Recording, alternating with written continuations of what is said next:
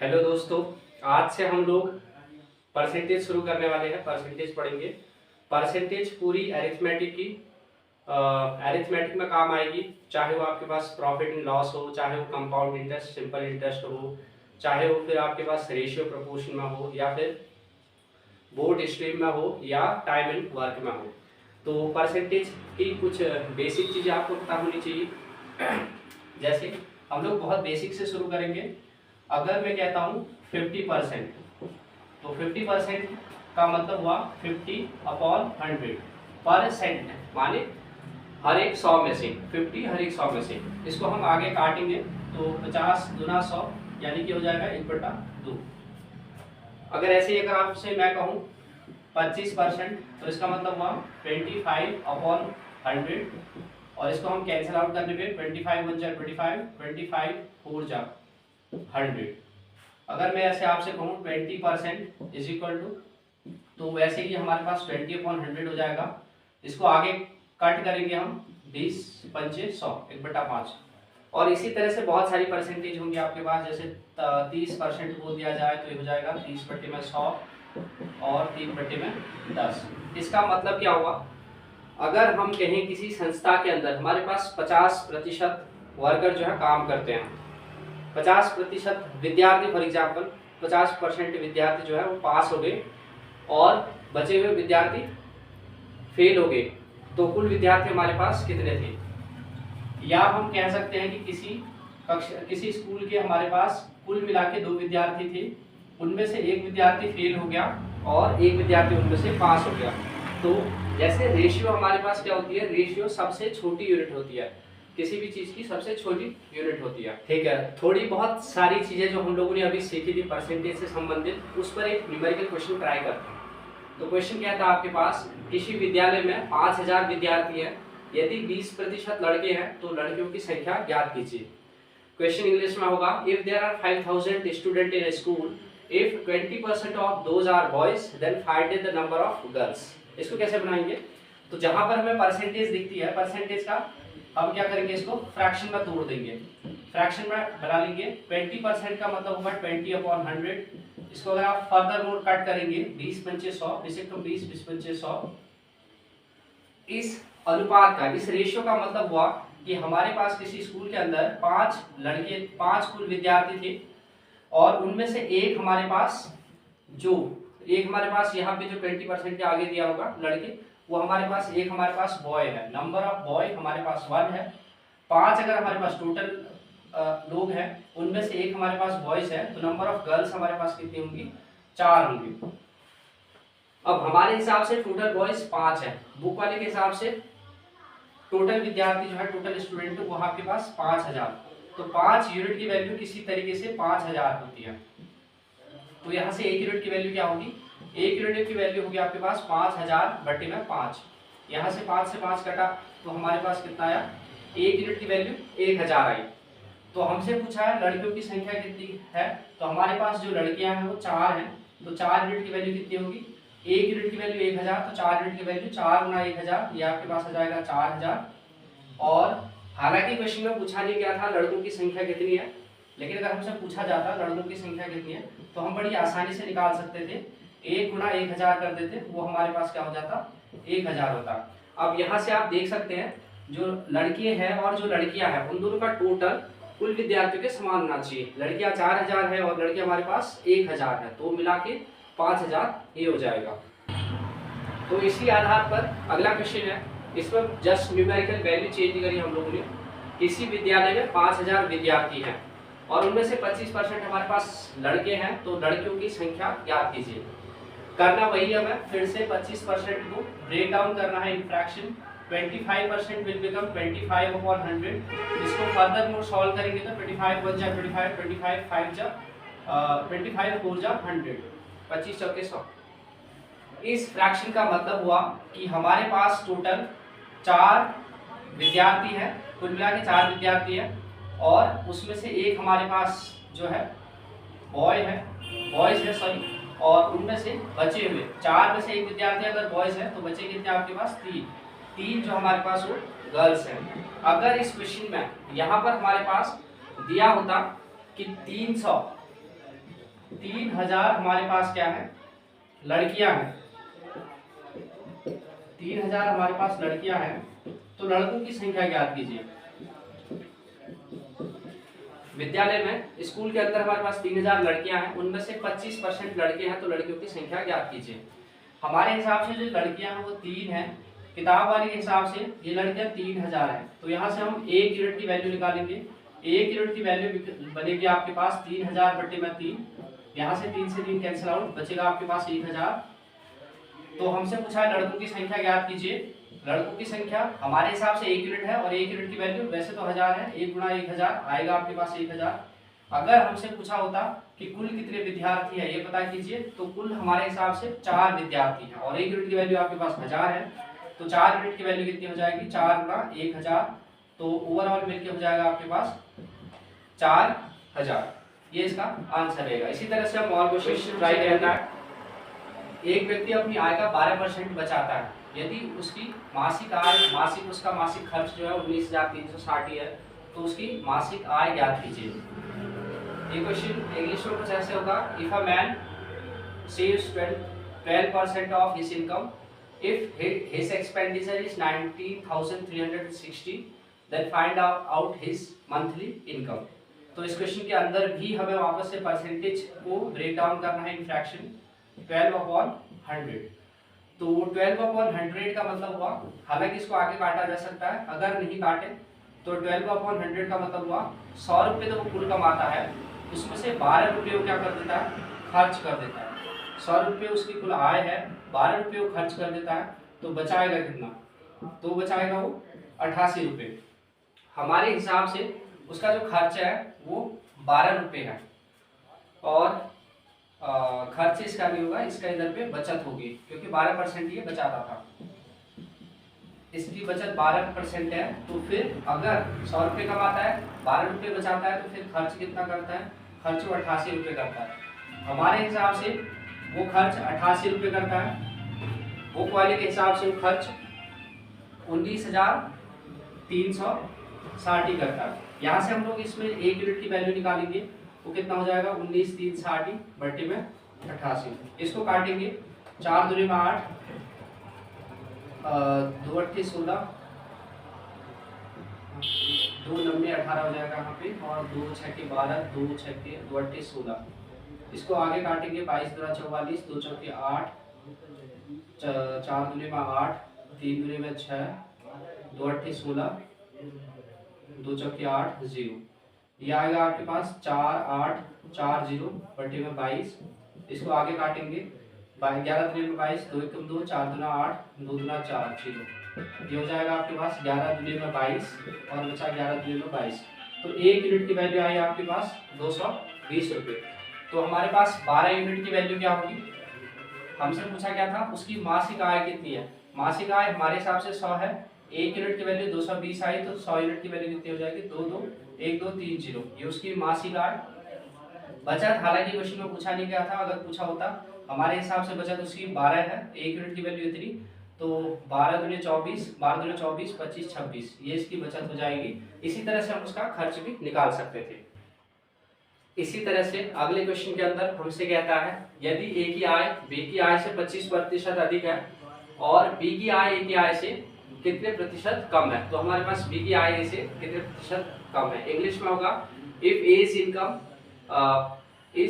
if A's income is 25% more than B, then find out how many less is B's income as compared to A या from A। इसमें बोला गया है A की income जो है B की इनकम से 25% अधिक है। सबसे पहले हम 25% की फ्रैक्शन बनाएंगे, 25% की फ्रैक्शन बनेगी 25 बटे में 100, 25 एकम 25, 25 चौके में 100। यहाँ पे बोला गया है कि A की आय B की आय से 25% अधिक है। तो अगर हमारे पास ये, अब इसमें सवाल है कि आय होगी किसकी, और ए की आय होगी या बी की आय। तो हमसे बोला गया ए की आय जो है बी की आय से 25% अधिक है, तो ये वाली तो हमारे पास ए की आय हो नहीं सकती, क्योंकि ए की आय बी की आय से तो ज़्यादा है, तो ये हमारे पास बी की आय होगी। अगर बी की आय हमारे पास 4 है, तो इसका 25% कितना होगा, इसका 25% होगा 1, इसका मतलब ए की आय 1 ज़्यादा है। अगर हमारे पास बी की आय 4 है, तो इसका मतलब हुआ ए की आय हमारे पास कितनी है, 1 ज़्यादा है, यानी कि 5 होगी। सवाल पूछा था तो बी की आय ए की आय से कितनी कम है, तो हमारे पास बी की आय 4 है, ए की आय 5 है, कितनी कम है, ए कम है। किससे कम है, ए की आय से कम है। ए की आय है कितने, अपॉन में 5। और फ्रैक्शन को परसेंटेज में कन्वर्ट करने के लिए हम लोग क्या करते हैं, मल्टीप्लाई बाय 100 करते हैं। यहाँ से कितना हो जाएगा, 20 बच्चे में 100 इज इक्वल टू 20% आएगा। इस चीज़ को आप साइड बाई साइड ध्यान रखिए। जब मैंने कहा था 20%, तो मेरा कहने का मतलब था 20 बटे में 100, ये हो जाएगा 20 बच्चे में 100। और जब मैं 1/5 कितना परसेंट है पूछता हूँ, तो मैं इसमें कर देता हूँ 100 का गुणा, ये कितना हो जाएगा 20%। तो कहने का मतलब हुआ, जब हमें परसेंटेज से फ्रैक्शन में कन्वर्ट करना होता है तब हम लोग 100 से डिवाइड कर देते हैं, और जब हमें फ्रैक्शन से परसेंटेज में कन्वर्ट करना होता है तो क्योंकि हम काम उल्टा कर रहे हैं, जो पहले किया था उसका रिवर्स कर रहे हैं, तो जो ऑपरेशन पहले हम लोगों ने किया था, आई मीन टू से चीज पहले हम लोगों ने डिवाइड किया था, तो अब हम इस बार मल्टीप्लाई कर देंगे 100 से। इससे पहले जो हम लोगों ने क्वेश्चन बनाया था उसी पैटर्न पर बेस एक और क्वेश्चन देखिए। ए की ऊंचाई बी की ऊंचाई से 20% कम है, तो बी की ऊंचाई ए की परसेंट से कितनी अधिक है, कितनी प्रतिशत अधिक है। यहाँ पर सवाल में होना चाहिए था कितना परसेंट अधिक है। ए की ऊंचाई बी की ऊंचाई से 20% कम है, तो ए जो है बी से 20% लंबा है। तो हमसे पूछा है कि जो बी है ए से कितना ऊंचा है, कितना लंबा है। तो इसमें क्या करेंगे, परसेंटेज देखिए, परसेंटेज की फ्रैक्शन बनाएंगे। 20% का मतलब 20/100, इसको आगे सॉल्व करेंगे। 20 पंचे में 100, 1/5। यहाँ पर हुआ किसी एक आदमी की, अभी बतानी है ए की है कि बी की है, अपॉन में जो 5 है, ये जो आय है, सॉरी हाइट है 5 है किसी की, उसमें से 5 का 20% जो कि होता है आपके पास कितना, 1, वो ज्यादा है। तो जिसकी ज्यादा हो जाएगी, ए की ऊंचाई हमारे पास बी की ऊंचाई से 20% कम थी, तो अगर ये हमारे पास बी की ऊंचाई होती है तो ए की ऊंचाई इससे 1 कम। अगर हमारे पास बी की ऊंचाई 5 होती है तो ए की ऊंचाई इससे 1 कम, कितनी हो जाएगी, 5 में से 1 4, तो ए की ऊंचाई हमारे पास 4 हो जाएगी। तो हमसे पूछा था कि बी जो है ए से कितना बड़ा है, हमें दिख रहा है बी से ए से कितना बड़ा है, 1। किससे बड़ा है आपके पास, 4 से। ए से बोला गया था, ए कितना हमारे पास 4। अब ये आपके पास फ्रैक्शन बन गई, इसको हम परसेंटेज में कन्वर्ट कर देंगे। ये हो जाएगा 50/2, ये हो जाएगा 25% हमारे पास इसका आंसर हो जाएगा। तो इसी तरीके से हम अगले क्वेश्चन की तरफ बढ़ते हैं। अगला क्वेश्चन क्या था हमारे पास, यदि चीनी के मूल्य में 20% की वृद्धि की जाए तो गृहिणी को अपने उसके खपत में कितने परसेंट की कमी करनी चाहिए ताकि खर्च बराबर रहे। तो पहले हमारे पास चीनी होती है, चीनी के मूल्य में वृद्धि हो जाती है, चीनी का मूल्य बढ़ जाता है, कीमत बढ़ जाती है। तो ऐसे में क्या होती है, जो हमारे पास गृहिणी है वो उसके मूल्य को कम कर देती है। तो वो उसी हिसाब से कम करती है कि पहले जितने किलो चीनी ला रही थी और जितना खर्च लग रहा था, अब चीनी के किलो को थोड़ा कम कर ले ताकि खर्च उतना ही रहे, खर्च उसको नहीं बढ़ाना है। तो इसमें क्या करेंगे, परसेंटेज को फ्रैक्शन में तोड़ेंगे। 20% का मतलब हुआ 20/100, इसको काटेंगे 20 पंचे 100। इसका मतलब हुआ पहले हमारे पास 20% की वृद्धि हुई है, मूल्य में वृद्धि हुई। अगर हमारे पास पहले जो मूल्य था वो 5 था, उसमें 1 की वृद्धि, 5 का 20% हुआ कितना, 1। तो पहले जो मूल्य था उसमें 1 की वृद्धि हुई, तो अब इसका मूल्य कितना हो जाएगा आपके पास, अब इसका मूल्य हो जाएगा 1 की वृद्धि होने के 5 में 1 वृद्धि, हमारे पास वृद्धि होगी 6। अब देखिए पहले हमारे पास, अब इनका अगर हम एलसीएम ले लेते हैं तो इनके जो खपत का रेशियो बनेगा, ये जो आपके पास रेशियो मूल्य का बनेगा, ये रेशियो बनेगा आपके पास खपत का। खपत बोले तो कंजम्पशन। तो कंजम्पशन कैसे होगी, कंजम्पशन और जो आपके पास कॉस्ट है ये इन्वर्स होते हैं, एक दूसरे के इन्वर्स होते हैं। कहने का मतलब हुआ अगर हमारे पास कीमत बढ़ेगी तो लोग अपनी कंजम्पशन कम करेंगे ताकि खर्चा बराबर रहे। खर्चा अगर बराबर रहे तो उन्हें अपनी फिर खपत कम करनी पड़ेगी। तो इसकी जो रेशियो होगी, पहले अगर कीमत 5 थी अब 6 है, तो इसकी जो कंजम्पशन की रेशियो बनेगी, खपत की रेशियो उल्टी हो जाएगी। अब हमारे पास पहले जब हमारे पास किलो 5 रुपये कीमत थी तो हम 6 किलो चीनी लाते थे। अब कीमत 6 हो गई है तो हम कितनी किलो लाएंगे, 5 किलो लाएंगे, ताकि पहले का मूल्य 5 रुपये किलो चीनी और 6 किलो चीनी का मूल्य कितना आएगा, 5 × 6 यानी कि 30 रुपया, और बढ़ा हुआ मूल्य 6 रुपया, और हमारे पास कम की गई खपत यानी कि किलो कम जो की चीनी कम की गई हमारे पास, कम की गई चीनी का ओवरऑल जो खर्चा आए वो 30 ही रहेगा। तो हमें यहाँ पर उसको अपने कंजम्पशन में कितना कम करना चाहिए, मूल्य अगर 6 बढ़ जाता है तो 1 किलो कम कर देनी चाहिए, यानी कि 5 किलो उसको खरीदनी चाहिए थी। लेकिन हमारे पास तो पूछा था कि कितने परसेंट की कमी करनी चाहिए थी, तो कितनी कम करनी चाहिए थी उसको, 1 रुपए की कमी करनी चाहिए थी या 1 यूनिट की कमी करनी चाहिए थी। किससे कम करनी चाहिए थी आपके पास, पहले वाले में जो आपके पास 6 था, और ये आपके पास जो हो गया मल्टीप्लाइड बाई 100। यहाँ से इसको सॉल्व करेंगे तो ये हो जाएगा हमारे पास 50/3, 3 एकम 3। 1 मिनट, हाँ यार इसको पॉज कर ले, तो करेंगे मास्टर को आया ही नहीं, तो यहाँ से तो ताकि उनका जो खपत रहे वो सेम रहे, तो दोनों केस में खपत समान रहे। तो पहले 5 रुपए किलो चलता था हमारे पास चीनी, तो हम 6 किलो लाते थे, तो टोटल खर्चा 30 रुपए आता था। अब चीनी की कीमत 1 बढ़ गई है, अब हम 5 किलो लाएंगे ताकि हमारा खर्चा 30 ही रहे। तो यहाँ से हमसे पूछा गया कि उसको अपनी खपत में, कंजम्पशन में कितने परसेंट की कमी करनी चाहिए, कितने रुपए की कमी करनी चाहिए, कितने किलो की कमी करनी चाहिए थी। पहले 6 किलो आती थी, अब 5 किलो चीनी आ रही है। कम कितनी आ रही है चीनी, 1 किलो कम आ रही है। किससे, पहले वाले से, क्योंकि हम कंपैरिजन पहले वाले से करेंगे। अगर मैं इसको यहाँ पे हटा देता हूँ तो आप बता नहीं पाएंगे कि कितने किलो चीनी कम हो रही थी इस केवल इस 5 को देखते हुए। तो हमें कंपेयर करना पड़ेगा अपॉन में 6 से, और ये आपके पास 1 की फ्रैक्शन, और इसको कन्वर्ट करने के लिए आप मल्टीप्लाई बाय 100 कर दोगे, और ये आपके पास आ जाएगा 50 दुना 100 और 3 दुना 6, 100 दुना 32, 16 48, 49 50, 2/3% की उसे खपत करनी चाहिए ताकि उसका कंजम्पशन समान रहे। ठीक है, take another short pause please. तो इसी तरीके से हम एक और क्वेश्चन देखते हैं। इससे पहले जो हम लोगों ने बनाया था, क्वेश्चन कहता है कि यदि चीनी के मूल्य में 10% की कमी हो तो गृहिणी को अपने खपत में कितना परसेंट अधिक करना चाहिए ताकि खर्च बराबर रहे। वही क्वेश्चन है जो इससे पहले हम लोगों ने बनाया था, बस जस्ट न्यूमेरिक वैल्यू चेंज हो चुकी है इसमें। तो यहाँ पर इस बार हमारे पास 10% की कमी दी है। 10% का मतलब हुआ 10/100, इसका मतलब हुआ 1/10। इसका मतलब हुआ पहले अगर हमारे पास चीनी का मूल्य 10 था, तो अब इसमें 1 रुपये की कमी हो गई है। 10 का 10% निकालेंगे तो हमारे पास कितना आएगा, 1 रुपया। तो 1 रुपये की कमी हो गई, तो अब मूल्य जो हमारे पास क्या आ गया, पहले 10 था और अब हमारे पास इसका मूल्य 9 रुपया आ गया। ये किसकी अनुपात बनी, ये किसका रेशियो बना, ये खर्च का रेशियो बना, या ये हमारे पास मूल्य का रेशियो बना, ये हमारे पास चीनी के मूल्य का रेशियो बना। तो अब गृहिणी को, क्योंकि मूल्य कम हो गया तो गृहिणी चाहती है कि थोड़ा ज़्यादा चीनी आ जाए, तो इसका जो खपत का रेशियो बनेगा यानी कि जो कंजम्पशन का रेशियो बनेगा, ये इसका ऑपोजिट होगा, 10 और 9। तो पहले जब 10 रुपये किलो चीनी चल रही थी तो ये जो गृहिणी थी ये 9 किलो चीनी लाती थी, और अब जब चीनी आपके पास 9 रुपये किलो हो गई है तो ये आपके पास 10 रुपये लाती है। तो खर्चा आप देख सकते हैं दोनों केसेस में बराबर है। 10 किलो चीनी 9 रुपये का 90 रुपया, और 9 किलो चीनी 10 रुपये के हिसाब से 90 रुपये, तो खर्चा तो बराबर हो रहा है। तो इसमें खपत में आपके पास कितनी इंक्रीजमेंट हुआ है, कितने की वृद्धि हुई है, तो 1 की वृद्धि हुई है। किस पर, पहले वाले पर। पहला कितना था आपके पास, 9। ये भिन्न बन गई, भिन्न को प्रतिशत में बदलने के लिए हम इससे भाग दे लेंगे।